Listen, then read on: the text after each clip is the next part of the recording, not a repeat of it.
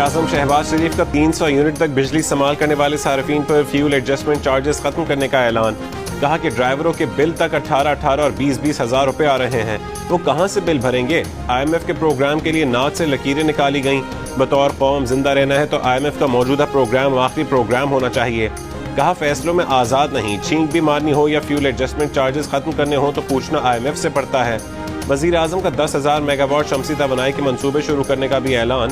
कहा कि पागलों की तरह मंसूबे के पीछे लगेंगे, तेल की इंपोर्ट कम होगी, सस्ती बिजली बनेगी।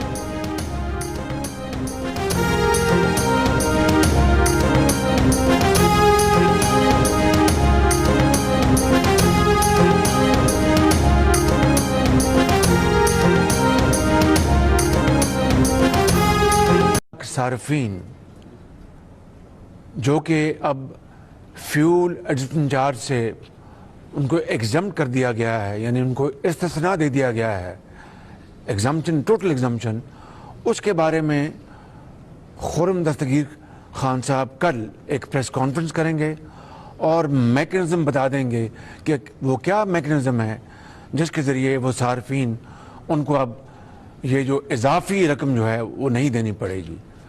इसके साथ साथ मैं ये भी कहना चाहता हूँ कि जो ट्यूबवेल के सार्फिन हैं, जो ज़रे ट्यूबवेल चलाते हैं, उनको भी ये फ्यूल एडजस्टमेंट चार्ज से मुकम्मल एग्जम्पशन है।